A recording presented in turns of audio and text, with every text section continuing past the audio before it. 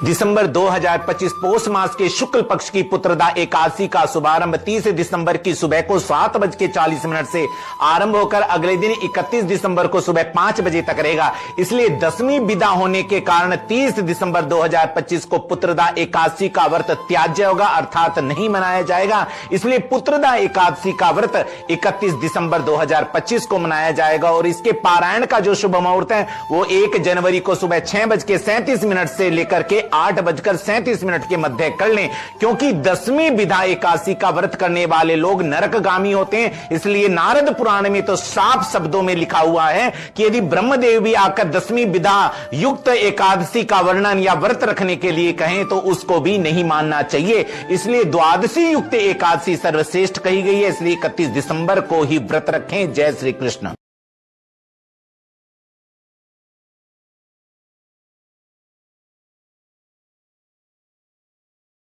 दिसंबर 2025 पौष मास के शुक्ल पक्ष की पुत्रदा एकादशी का शुभारंभ 30 दिसंबर की सुबह को 7:40 से आरंभ होकर अगले दिन 31 दिसंबर को सुबह 5 बजे तक रहेगा। इसलिए 10वीं विदा होने के कारण 30 दिसंबर 2025 को पुत्रदा एकादशी का व्रत त्याज्य होगा, अर्थात नहीं मनाया जाएगा। इसलिए पुत्रदा एकादशी का व्रत 31 दिसंबर 2025 को मनाया जाएगा और इसके पारायण का जो शुभ मुहूर्त है वो 1 जनवरी को सुबह 6:37 से लेकर के 8:37 के मध्य कर लें, क्योंकि 10वीं विदा एकादशी का व्रत करने वाले लोग नरकगामी होते हैं। इसलिए नारद पुराण में तो साफ शब्दों में लिखा हुआ है कि यदि ब्रह्मदेव भी आकर 10वीं विदा युक्त एकादशी का वर्णन या व्रत रखने के लिए कहें तो उसको भी नहीं मानना चाहिए। इसलिए द्वादशी युक्त एकादशी सर्वश्रेष्ठ कही गई है, इसलिए 31 दिसंबर को ही व्रत रखें। जय श्री कृष्ण।